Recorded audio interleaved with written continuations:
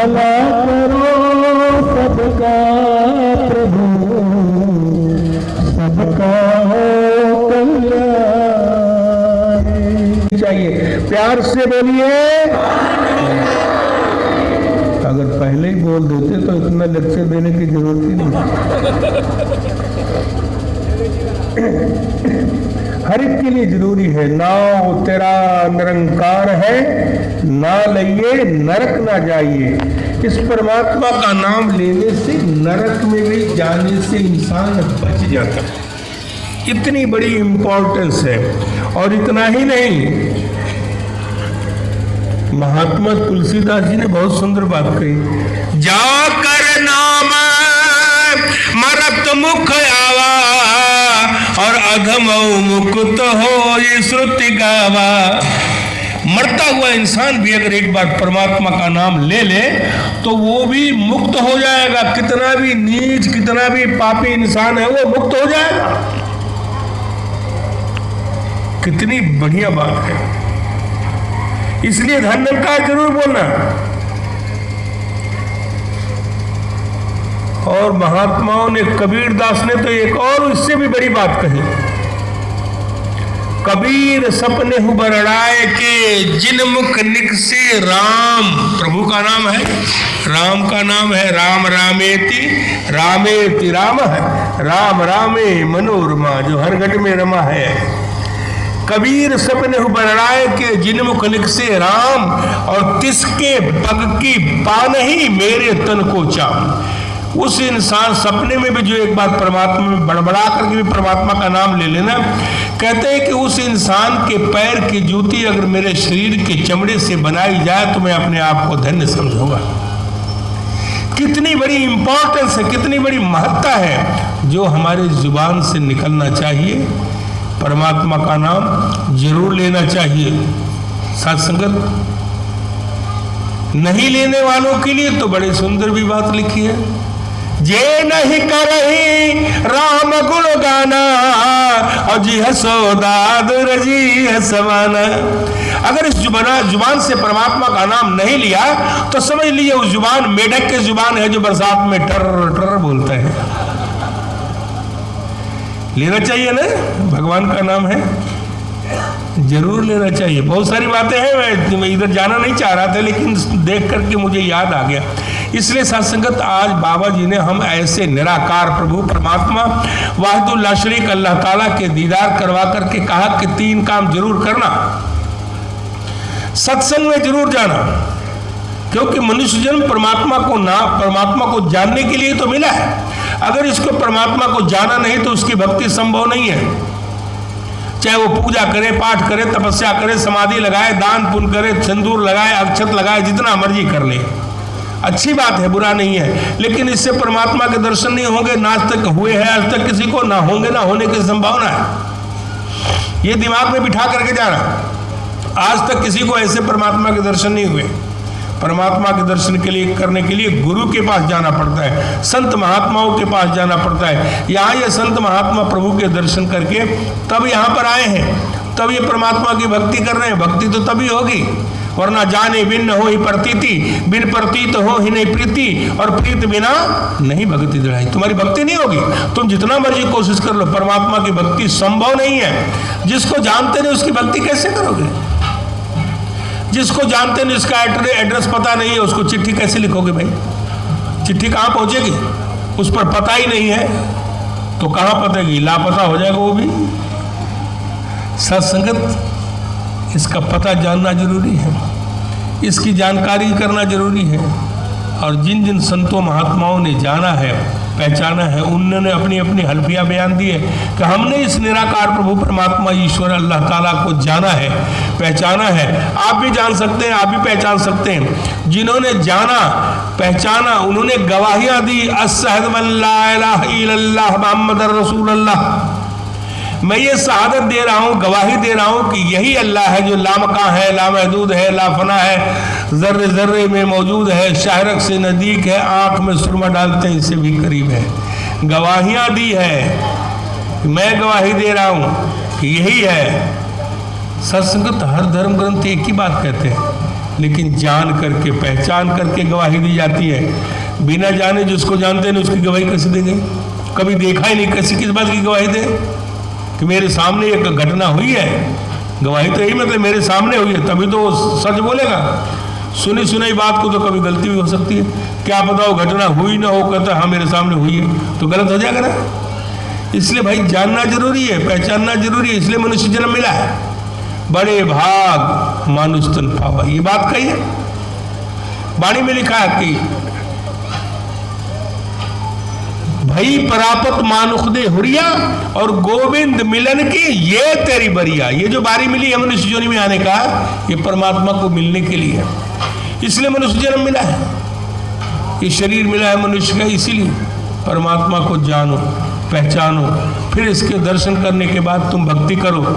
नहीं तो जितना मर्जी तुम धूप अगरबत्ती जला लो, मनोमन टनों टन वजन के धूप अगरबत्ती जला लो, खूब उसमें चंदन लगा लो, रोज सिंदूर लगाओ, रोज अक्षत लगाओ, कुछ नहीं बनेगा, कुछ नहीं बनेगा। इससे परमात्मा मिलेगा नहीं, नहीं परमात्मा की भक्ति होगी। भक्ति आपकी संभव नहीं है। अच्छी तरह समझ लीजिए, जान करके जाइए, पहचान करके जाइए, यही बैठे बैठाए परमात्मा के दर्शन हो सकते हैं। कोई आप कहीं दुनिया में चले जाए, किसी भी जगह चले जाइए, कोई नहीं कहेगा आओ परमात्मा के दर्शन कर लो। कथा सुना देंगे, भागवत सुना देंगे, उसका कोई फायदा होने वाला नहीं है। जिस परमात्मा की चर्चा कर रहे हैं, कम से कम उसको जना तो दो, उसके दर्शन तो करा दो। वो कौन सा है? तब तो बात बनती है। सत्संगत यही एक ऐसा दरबार है, ऐसा एक मंच है, यही एक ऐसा प्लेटफॉर्म है जहां से ये बात कही जाती है कि हमने परमात्मा के दर्शन किए, तुम भी कर सकते हो। और ये काम करके जाना, नहीं तो 84 लाख जूने में जाने के लिए तैयार रहना। कोई नहीं बचाएगा। कि जितने पशु पक्षी जीव जंतु कीड़े मकोड़े सांप बूचे बंदर, उन्हीं जूने में जाना पड़ेगा। कोई नहीं बचाएगा। बिल्कुल क्लियर बात कर रहा हूँ, लाउड स्पीकर पे कह रहा हूँ, कोई नहीं बचाएगा। उससे बचना है तो एक ही तरीका है कि सर्वधर्मानि परित्यज्य माम एकम शरणम व्रज अहम त्वाम सर्व पापे भ्यो मोक्षयिष्यामि मा शुचः। तुम सब धारणाओं को छोड़ दो। मैं जो एक निराकार हूँ, निर्विकार हूँ, अजन्मा हूँ, अडोल हूँ, अविनाशी हूँ, अकाट्य हूँ, अछेद हूँ, अभेद हूँ, अजर हूँ, अमर हूँ, अनंत हूँ, अखंड हूँ, बेशुमार हूँ, बेपरवाह हूँ, निशंक हूँ, निशोच हूँ, निश्चिंत हूँ, निराकार हूँ। इसकी शरण में आ जा। बाकी काम मेरा है कि हम तो हम सर्व पापे भ्यो मोक्षयिष्यामि मा शुचः। मैं तुम्हें तमाम पापों से मुक्ति दिला दूंगा, मोक्ष को प्राप्त करा दूंगा। कितनी बढ़िया बात है। भगवान कृष्ण का कि हे अर्जुन, जिस तरह से एक प्रज्वलित अग्नि ढेरों मनोमन लकड़ी के ढेर को जला करके भस्म कर देती है, उसी प्रकार से ज्ञान रूपी अग्नि जिसको प्राप्त हो जाए, इस ज्ञान रूपी जो ज्योति उसको मिल जाए, तो तमाम उसके जीवन के पाप समाप्त हो जाते हैं, खत्म हो जाते हैं, भस्म हो जाते हैं, निष्पाप हो जाता है, निष्कष्ट हो जाता है, निष्कंटक हो जाता है, निश्चिंत हो जाता है। उसको फिर चिंता नहीं रहती है। फिर चिंता दीन दयाल को मोरे मन आनंद और जिस जाया तिस पाल श्री रामदास गोविंद। चिंता परमात्मा को होनी चाहिए। हमको क्या क्या चिंता है? हमने कोई चिट्ठी थोड़ी लिखी थी कि माँ बाप को दूधिया लगवाओ, मेरे मुंह में दांत नहीं है, मैं आ रहा हूँ। बोलो, भगवान को चिंता थी, इतना चिंता थी, उनको पूछिए मत। जब दांत नहीं थे तो दूध दियो, माँ के पास दूध का इंतजाम पहले कर दिया। उसको चिंता थी ना भगवान को। हमको कोई चिंता थी क्या? कोई चिट्ठी लिखी? बोलो, माँ बाप को चिट्ठी लिखी, कोई टेलीफोन किया? उस समय तो मोबाइल ही नहीं था, कहाँ से करते। तो सत्संगत, जब हमने कोई चिंता, हमको चिंता थी ना, चिंता भगवान को थी। उन्होंने माँ के पास दूध का इंतजाम किया, कहीं जाने की जरूरत नहीं पड़ी, क्योंकि दांत नहीं थे हमारे पास में। तो जब दांत नहीं थे तो दूध दियो, तो जब दांत दियो है तो क्या अन्न न दे हैं? और देता है जान को देत, अजान को देत है। अजगर करे न चाकरी, पंछी करे न काम, दास मलूका कह गए सबके दाता राम। इंसान इतना मसरूफ है, काम में व्यस्त है कि उसको इतनी चिंताएं हैं महाराज, क्या करें। अक्सरवा आदमी है, घर का भी देखना है, बाहर का भी देखना है, दुकान पर जाना है, मकान पर जाना है। अरे भाई, जब तू सारी इतनी चिंताएं कर रहा था जब इतना तेरे को चिंता है तो जो तेरे दादा परदादा लकड़ दादा सब चले गए, कहाँ थे उस समय? कौन चला रहा था इसको? जब तुम भी चले जाओगे ना तब भी ये चलेगा, रुकने वाला नहीं है। इतनी चिंता है इंसान को, काम के लिए फुर्सत नहीं है। साथ संगत, जिसकी कृपा से काम चल रहा है, दुकान चल रहा है, मकान बन रहा है, कारोबार चल रहा है, सांस चल रहा है, जिसकी कृपा से उसके बारे में चिंता ही नहीं है। कम से कम इसके बारे में तो सोचो, वो कौन सा है, कैसा है, और जान करके पहचान करके फिर भक्ति करो। आज बाबा जी की कृपा से हमने इस निराकार प्रभु परमात्मा ईश्वर के दर्शन किए हैं। ध्यान रखना, परमात्मा को देखना संभव नहीं है, अच्छी तरह समझ लीजिए। परमात्मा को कोई देख नहीं सकता, परमात्मा के दर्शन होते हैं। आंखें उन चीजों को देखती है जो हमारे चेहरे पर है। जो दिसे सो सकल विनाशे, जो बादल की छाया, जो दिख रहा है वो सब खत्म हो जाएगा। विनाशकारी है चीजें, जो कुछ भी दिखाई दे रहा है आज नहीं तो कल खत्म हो जाएगा ना। आज ये शरीर देख रहे हैं इस तरह का है, कल हो सकता है ये गायब ही हो गया, चला जाएगा। हमारे सामने कितने शरीर आए और कितने चले गए ना, दिख रहा है। जो दिसे सो सकल विनाशे, जो दिख रहा है सब विनाशकारी है। परमात्मा अविनाशी है, इसलिए इसके दर्शन होते हैं वो जहन से, बुद्धि से, दिमाग से। समझने का नाम ही ज्ञान है। आंखों से, हे अर्जुन तुम इन आंखों से नहीं देख सकते मुझे, भगवान कृष्ण कहा ना गीता में, क्योंकि ये चमड़े की आंखें प्रभु के दर्शन नहीं कर सकते। उसके लिए दिव्य दृष्टि चाहिए।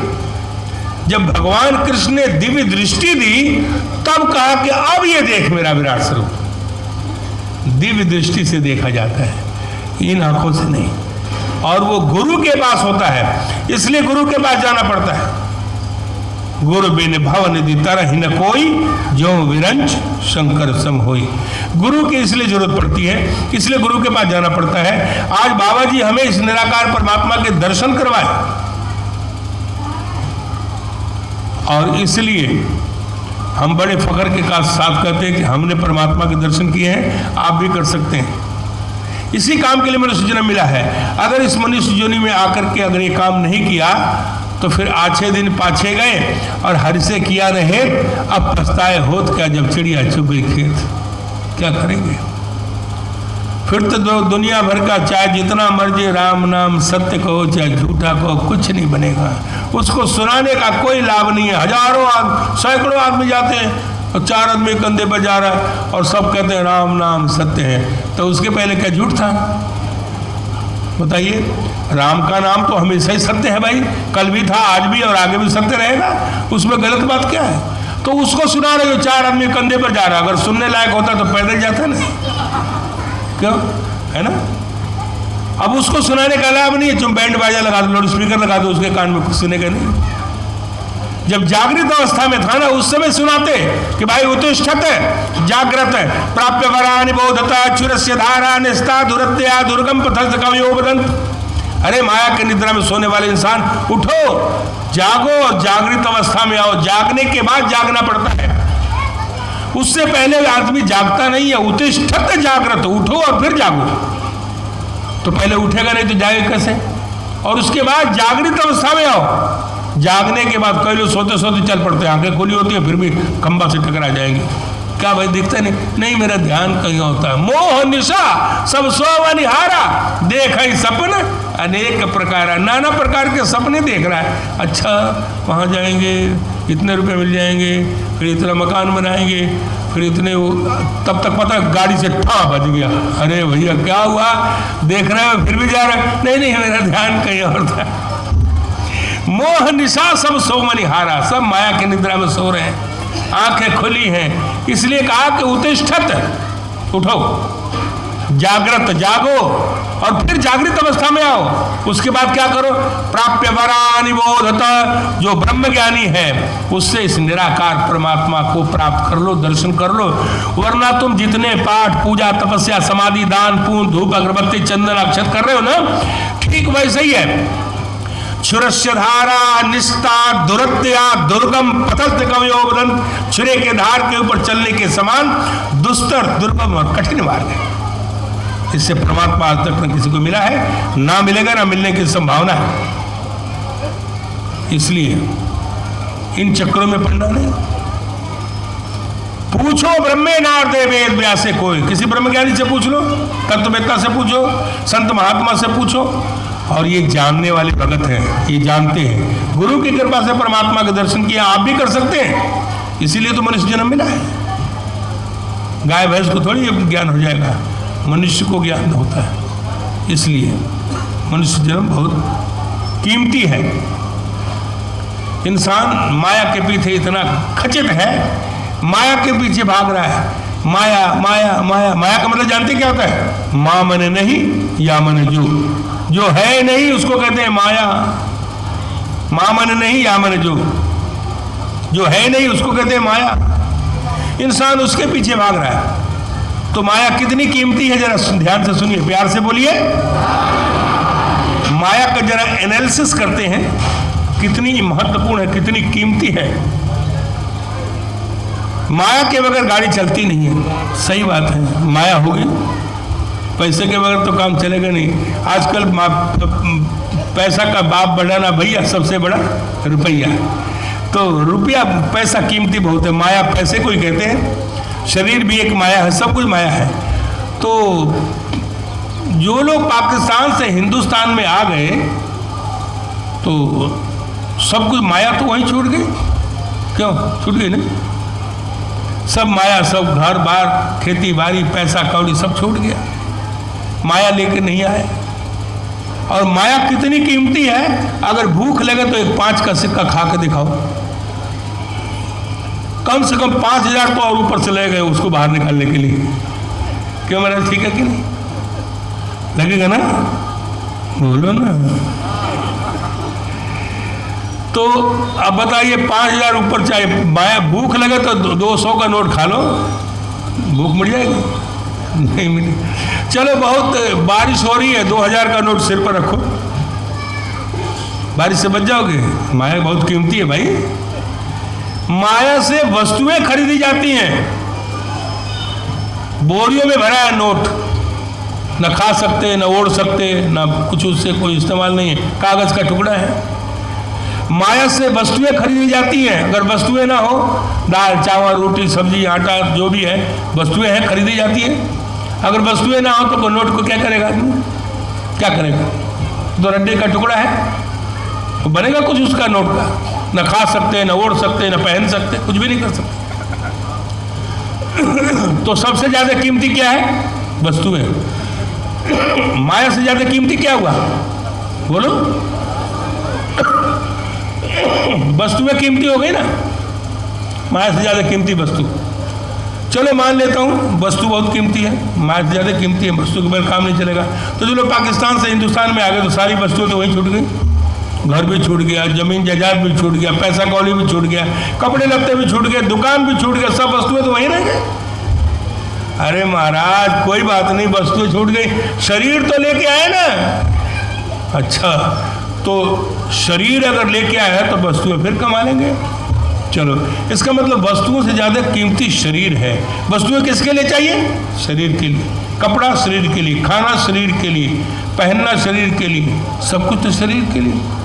अगर शरीर नहीं है तो उन वस्तुओं को क्या करेंगे?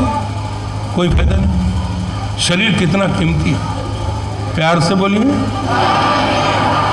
तो अब वस्तुएं तो सारी वहीं छोड़ दी मैंने, अब वस्तु से शरीर लेकर के आए। शरीर बहुत कीमती है, शरीर के से ज्यादा कीमती कोई चीज है नहीं। शरीर है तभी कपड़ा लत्ता खाना पीना सब कुछ शरीर के लिए है, बहुत कीमती है। तो माया से ज्यादा कीमती वस्तु, और वस्तु से ज्यादा कीमती शरीर।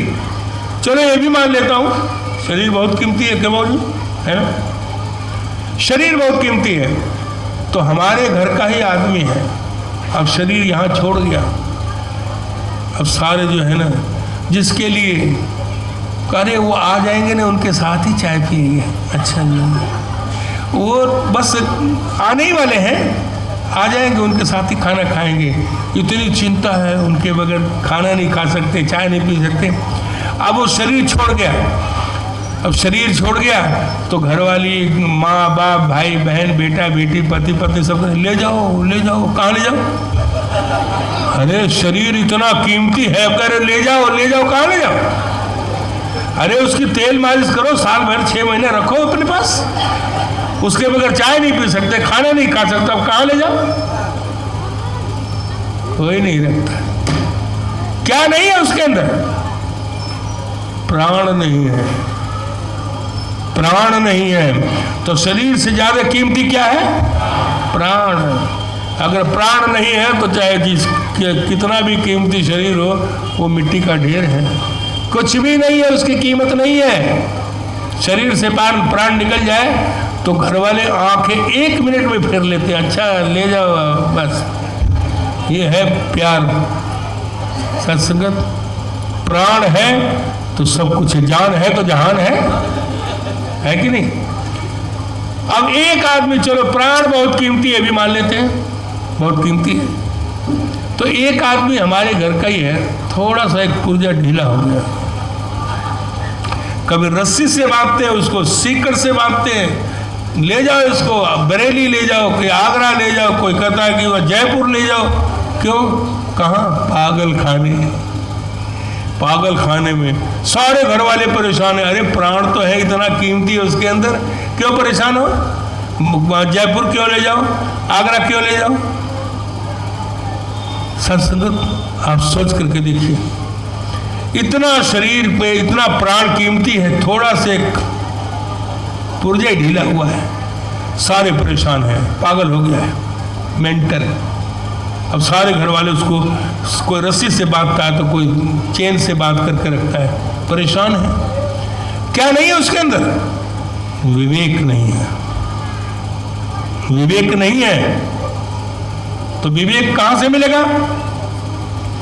बिनु सत्संग विवेक न होई, और राम कृपा बिनु सुलभ न सोई।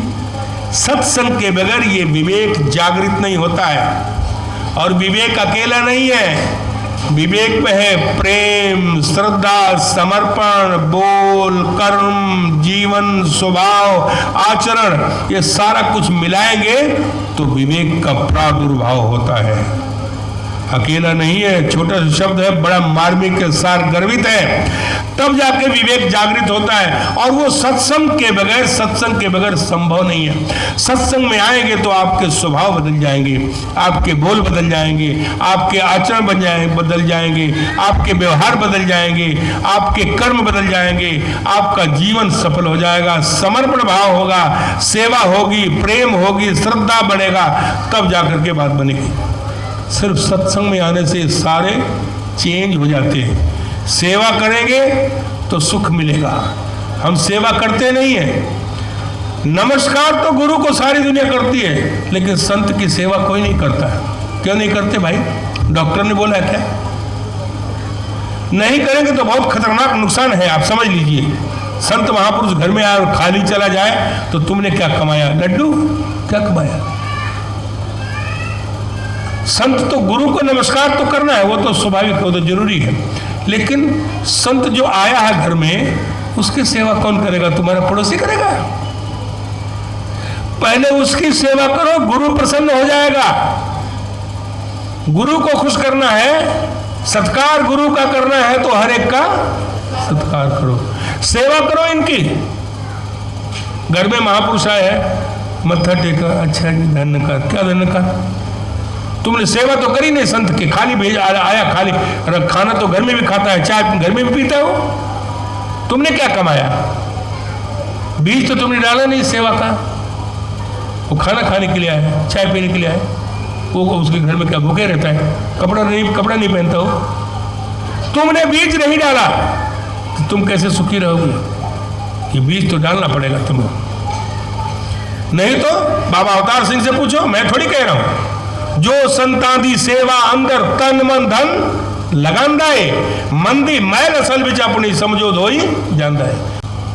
सत्संगत और जिसको सेवा मिल रही है ना, उसको खुश होना चाहिए कि वाह दातार तेरी बड़ी कृपा है, तुमने मुझे सेलेक्ट किया है, कमाल है, मैं तो बहुत भाग्यशाली हूँ जो मुझे एक सेवा बख्शी गई है, इसलिए मैं खुशकिस्मत इंसान हूँ। अगर बार बार भी उसको सेवा बख्शी जा रही है ना, तो समझो वो बहुत भाग्यशाली है। ये नहीं ले इतनी दुनिया है, किसी को नहीं बोलते, हम ही को बोलते रहते।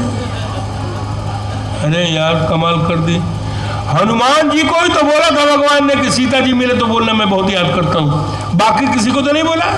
तो उन्होंने क्या बोला कि इतने दुनिया में जा रहे हैं, किसी को मिल जाएंगे, हमको क्यों बोल रहे हो, ऐसा बोला क्या? कमाल करते हो, ऐसा नहीं बोला। कहले कि सतबच्चन जी मिलेंगे तो मैं जरूर बताऊंगा। आगे से कमेंट्स नहीं दिया, जरूर बोलो बताऊंगा महाराज। और उन्हीं को मिली। गुरु को पता है किससे कौन सी सेवा लेनी है, और गुरु जब सेवा बख्शता है ना, तो समझो उसको ऊपर ऊंचा उठाना चाहता है। और वही हनुमान जी को आज देखिए कितनी दुनिया पूजती है, क्योंकि मान हनन्ति इति हनुमान, जिसने अपने मान का अभिमान का हनन कर दिया है वो हनुमान है। भगवान कह रहे हैं हनुमान जी आपने कमाल कर दिया। महाराज हमने तो कुछ नहीं किया। नहीं, आपने तो मेरे ऊपर बहुत बड़ा उपकार किया है, मेरा रोम रोम आपका कर्जाई है, यही बात लिखी है रामचरितमानस में, रोम रोम कर्जाई है। अरे महाराज मैंने तो कुछ किया नहीं। मैंने क्या किया? आपने कहा था कि पता लगा के, और आपने ही पता लगवाया, मेरे को तो पता ही नहीं था। ठीक ठाक है। नहीं आप मैं तो ऐसी अवस्था में इस समय हो गया हूँ कि इतना उपकार चढ़ा दिया है कि मैं तो आपके आंखें मिला करके आपसे बात नहीं कर सकता। प्रति उपकार करौ का तोरा, असन्मुख होई न सकत मन मोरा। ये भगवान राम कह रहे हैं हनुमान जी से। अब बताइए उस गुरसिक का जमीन से पाँव से जमीन खिसक जाए, कहाँ खड़ा होगा वो? अगर गुरु ये बात कहे मान सिंह जी आपने कमाल कर दिया, मैं तो आपका कर्जाई हो गया हूँ, और मान सिंह जी कहाँ जाएंगे भैया, तो वहीं कट जाएंगे। गुरु अगर ये बात कहे तो उसका क्या असर होगा? लेकिन भगवान कह रहे हैं कि प्रति उपकार करऊं का तोरा, सन्मुख होई न सकत मन मोरा। ये सेवा करके आए, गुरु के हुक्म को मान करके आए। चाचा प्रताप सिंह जी कहते थे गुरु का हुक्म आ जाए समझो मौत आ गई, तो मौत आ जाए तो फिर कहेंगे मैं कपड़े पहन लूँ, तैयार हो जाए, टाई वाई बांध लूँ, रुक जाए जरा, अभी ठहर जाए यार, अभी तो उठाऊँ, सोकर जब मुँह हाथ धो लूँ, नहा लूँ, ऐसा होगा क्या? अरे जब तेरी डोली निकाली जाएगी बिन मुहूर्त के उठा ली जाएगी। कोई नहीं कहेंगे मैं दुकान पर चाबी दे आऊँ। यमराज आएंगे जिस समय जाना ही पड़ेगा, जैसी अवस्था में वैसे जाना पड़ेगा। कब हनुमान जी को ऐसे क्रेडिट नहीं चाहिए। कहते महाराज मैंने तो कुछ नहीं किया, सब कुछ आपने किया, आपने ही पता लगाया, मेरा तो कोई मतलब ही नहीं था, मेरा तो कोई योगदान ही नहीं। नहीं वर मांग लो, जो मांगोगे मिल जाएगा। हमसे अगर बाबा जी माता जी कहेंगे बोलो गुहार जी आपको क्या चाहिए, मैं जो मांगूंगा मैं दे दूंगी। मैं तो बोलूँगा माता जी सारी कोठी जो मेरे नाम लिख दो, करोड़ों रुपये का है, क्या है कि नहीं? इतना बढ़िया प्रोजेक्ट है, और क्या चाहिए? सत्संगत ऐसा नहीं। हनुमान जी से वर मांगने के लिए कह रहे हैं भगवान मैं बहुत प्रसन्न हूँ, जो मांगोगे मिल जाएगा। कहते हैं मुझे महाराज मैंने कुछ किया ही नहीं, किस बात के वर मांगू, कोई काम किया हो तब तो। नहीं आप मांग लो, मैं बहुत प्रसन्न हूँ। अब सारे देख रहे हैं, विभीषण जी, सुग्रीव जी, नल नील जामवन सारे खड़े हैं। अब देखते हैं भगवान से क्या मांगते हैं, कौन सा वरदान मांगते हैं हनुमान जी। अब तो भगवान देने पे उतारू है, रघुकुल रीति सदा चली आई, और प्राण जाए पर वचन न जाए। अब वचनबद्ध है, अगर वो कहते अयोध्या का राज दे दो तो भगवान मना थोड़ी कर देते, मना नहीं कर सकते थे, क्योंकि वचनबद्ध है। अब वो सारे देख रहे हैं कौन सा मांग रहे हैं। तो काफी देर हो गई, तो हनुमान जी कहते हैं महाराज प्रभु आप अगर आप देने पर उतारू ही हो गए हैं, वरदान ही देना चाहते हैं, तो एक वरदान दे दीजिए। बोलो बोलो क्या चाहिए? कहते हैं महाराज आप अपने चरणों की मुझे भक्ति दे दीजिए। इससे बढ़िया और क्या वर हो सकता है? जो गुरु से भक्ति मांगता है उससे बढ़िया कोई वरदान हो नहीं सकता। और इस भक्ति में तीन चीजें हैं, सत्संग, सेवा और सिमरन। और समझ लीजिए भगवान ने कहा कि हनुमान तुमने वो कुछ मांगा है जिसके लिए बड़े बड़े मुनि लोग, जोगी लोग, जपी लोग, तपी लोग रात दिन जप तप करते हैं, योग करते हैं, बहुत तपस्या करते हैं, उनको मेरी भक्ति नसीब नहीं होती। जन्म जन्म मुनि जतन कराही और अंतराम कही आवत नाही। जाओ मेरे से जाओ, तुम्हारी पूजा होगी। और मैं आपको एक खासियत बताता हूं, जहां हनुमान जी का मंदिर है ना, वहां भगवान राम का मूर्ति जरूर होगी। जहां भगवान राम की मूर्ति मंदिर है वहां हनुमान जी की मूर्ति जरूर होगी, और जहां हनुमान जी की मंदिर है कोई जरूरी नहीं भगवान राम की मूर्ति। इतनी बड़ी क्रेडिट है। स्वामी से सेवक बड़ो ये रहीम ये जान, और सेतु बाध रघुवीर गयो कूद गयो हनुमान। यानी इतना गुरु ऊपर उठाना चाहता है। और आज उन्होंने देखिए, मेरे से ज्यादा तुम्हारी पूजा होगी। हनुमान का मंदिर ज्यादा है, राम के मंदिर कम है।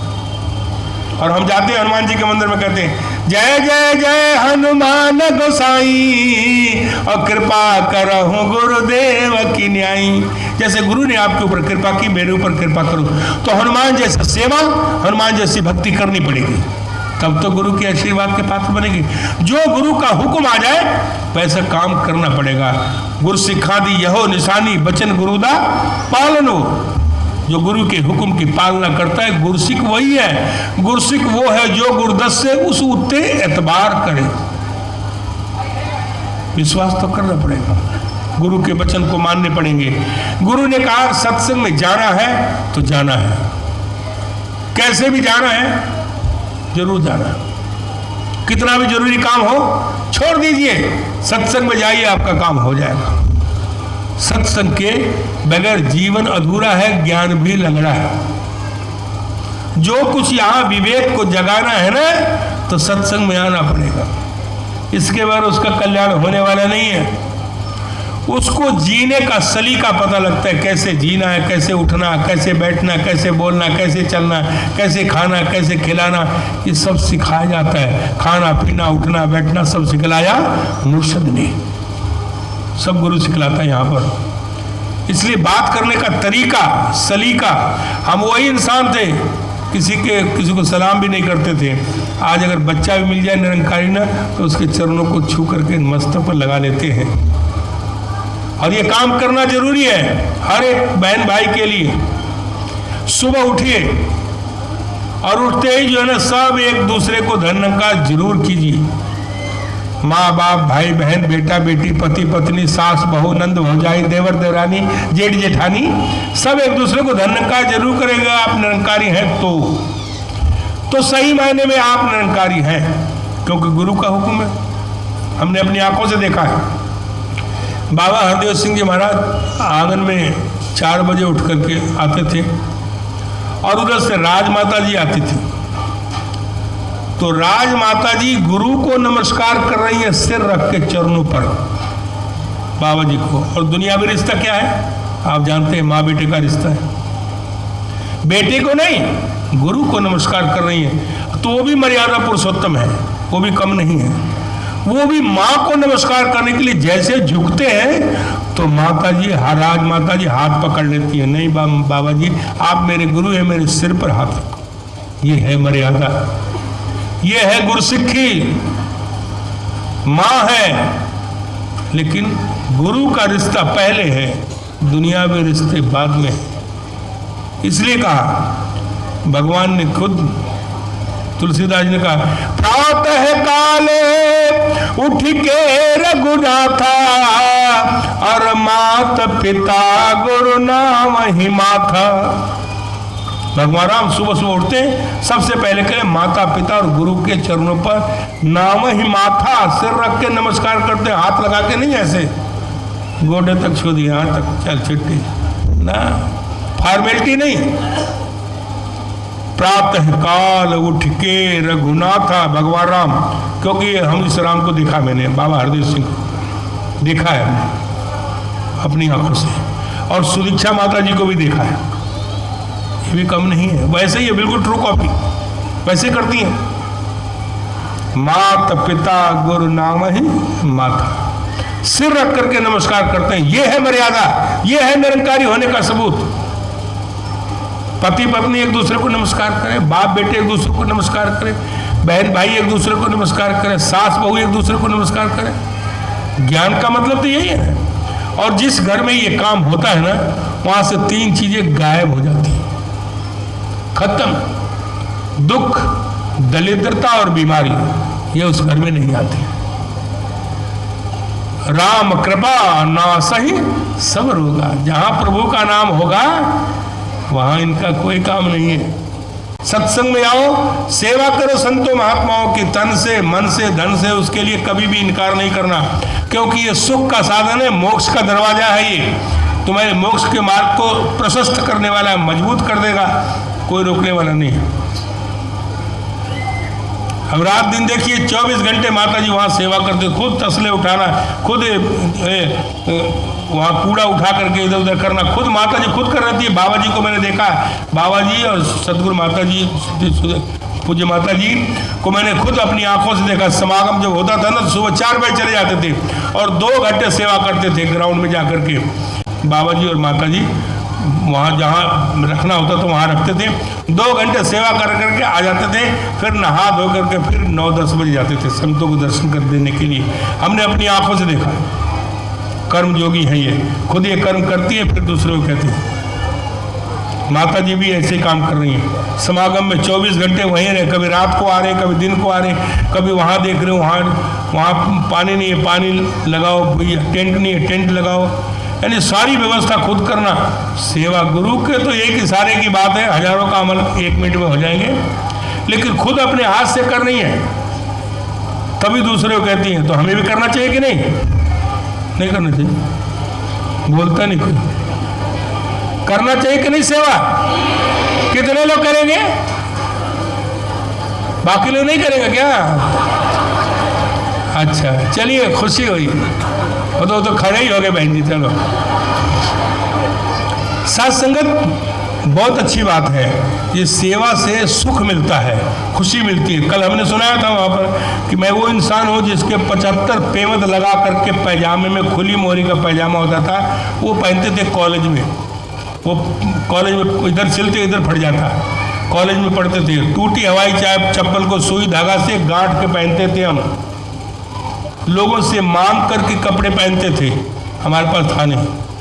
लेकिन गुरु ने कहा कि भाई महात्माओं की सेवा किया कर, घर में बुलाओ, बढ़िया से बढ़िया भोजन कराओ, माया भेंट करो, वस्त्र भेंट करो, गुरु को नमस्कार करो, फिर देखो तुम्हारे दिन कैसे पलटते हैं। और वो काम जब से शुरू किया, उधार लेके किया था। सत्संगत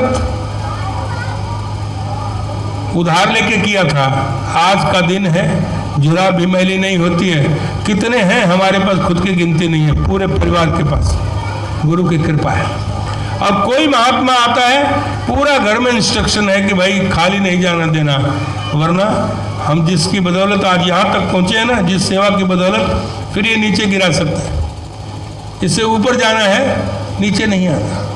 ये सेवा का फल है, नहीं तो हम 2-2 पैसे के आदमी, हमें कौन पूछने वाला। गुरु की कृपा है, आज किसी चीज की कमी नहीं छोड़ी। हम तो टूटी साइकिल के लिए तरसते थे। तुम बीज अगर 1 बीघा में 2 किलो गेहूं बोयोगे तो कैसे बात बनेगा? हो बनेगा क्या? 1 बीघा में 2 किलो गेहूं कहाँ हो, तो कोनवे में रह जाएगा, काम नहीं चलेगा। 1 बीघा में 1 बीघा के हिसाब से बीज डालने पड़ेंगे ना। तो जहां तक गुरु ने पहुंचाया उसी हिसाब से करो ना, अपनी स्टैंडर्ड क्यों डाउन कर दो? हम तो शहंशाह के बच्चे हैं, कोई छोटे मोटे हस्ती थोड़ी है। जो दुनिया का मालिक है हम उसके बच्चे हैं। परम पिता परमात्मा सब तेरी संतान, तो हम परमात्मा के, हम तो शहंशाह के बच्चे हैं। तो गुरु ने हमको हमारा रुतबा ऊंचा किया है, तो अपने स्टैंडर्ड को डाउन नहीं करना, गुरु के लेवल में ले आओ, हाँ को उसके समकक्ष ले चलो, तो उसी हिसाब से सेवा भी करो। फिर देखो उसकी रहमतें कैसे बरसती है, उसके कई गुना बना कर देगा। मनुख मजदूरी देता है, क्यों रखे भगवान? इंसान की मजदूरी को शाम को दिहाड़ी देगा, ले जाओ। तो परमात्मा की भक्ति करेंगे, परमात्मा के गुरु के चरणों में नमस्कार करेंगे तो रख लेगा? नहीं रखता है, कई गुना बना करके देता है। ये सब महात्मा लोग इसके प्रत्यक्ष प्रमाण है, यहाँ बैठे हुए हैं। कभी सोच नहीं सकते थे कि मेरे पास इतना कुछ हो जाएगा। आज ये रहमतों से भरपूर है, गुरु की कृपा से। इन्होंने सेवा करी, बीज डाला है, तब जाकर के बात बनती है। इसलिए बीज डालने पड़ते हैं। सेवा जरूर करो। और सिमरन तो करना ही पड़ेगा, बिना सिमरन के बात बनेगी नहीं। सिमरन जरूर करना, उठते बैठते सोते जागते रास्ता चलते परमात्मा का नाम जरूर लिया करो। दुनियावी बातों को भूल जाओ, कोई घर गृहस्थी की दाएं बाएं की बात नहीं करनी, सिर्फ परमात्मा का नाम लो, परमात्मा का सिमरन करो, दूसरी कोई बात करनी नहीं। किसी की निंदा चुगली वैर विरोध ईर्ष्या घृणा, इधर की बात उधर, इधर की अदगोई बदगोई मत बतियाना। अपने घर का कूड़ा करकट अपने तुम्हारे घर में ला के, बहन जी फलाना ऐसा है ना, अरे तो है तो खूब उसकी अदगोई बदगोई बतियारी। अच्छा फिर क्या हुआ, बड़ा मजा आ रहा है। यानी कैंसर तो दिया है, अब हार्ट अटैक भी दे दे। ये सब बीमारियां हैं, लोग तो आपके घर से अपने घर से बीमारी तुम्हारे घर में डाल रहे हैं और तुम करो अच्छा फिर क्या हुआ, चलो कैंसर दिया अब हार्ट अटैक भी दे दे। अच्छा फिर क्या हुआ, चल डायबिटीज भी दे दे, ब्लड प्रेशर भी दे दे, सब दे दे, सारी बीमारी दे दो। अपने घर का कूड़ा करके तुम्हारे घर में डाल दिए, चल आंगन में डाले ना, कमरे में भी डाल दे, बेडरूम पर छीड़े चिड़ा, अरे तेरा भला हो जाए। बाबा हरदेव सिंह ने महाराज ने कहा, ये बैठे हैं संयोजक महात्मा, ये बैठे हैं। बाबा जी ने कहा कोई अगर किसी की निंदा चुगली बुराई लेकर के आता है, आपसे बात करता है ना, उसको ऐसे बोलना, महाराज आज के बाद हमारे दरवाजे पर कदम मत रखना, उसको वापस बैरंग भेज दो। ये बाबा जी ने कहा, बिल्कुल फैक्ट बता रहा हूँ, ऐसे ही बोला बाबा जी ने। उसको चाहे 50 साल का ज्ञानवान है, उसको बोलो महाराज आज के बाद हमारे घर मत आना। बोला ना बाबा जी ने, मीटिंग में बोला, जनरल बॉडी की मीटिंग, मैं तो वहीं होता हूँ। ये बाबा जी ने कहा कि ऐसे लोगों को चाहे 50 साल का ज्ञानवान हो, उसको फौरन मना कर दो, हमारे दरवाजे पे मत आना। क्योंकि निंदा भली किसी की नाही, निंदक परमेश्वर मारे। गुरु जब इस बात के लिए मना करता है तो हम क्यों नहीं मानेंगे। इसलिए किसी की निंदा ना करनी है ना सुननी है। चोरी करने वाले से चोर को आश्रय देने वाला गुनाहगार होता है, इसलिए निंदा करने वाले से सुनने वाला ज्यादा गुनाहगार है। इसलिए ये काम नहीं करना। सिमरन करो, उठते बैठते सोते जागते रास्ता चलते हुए, उठे तो बैठे तो सोवत ध्याइए, मार्ग चलत हरि हर गाइए। आपका लोक और परलोक दोनों सुहेला हो जाएगा।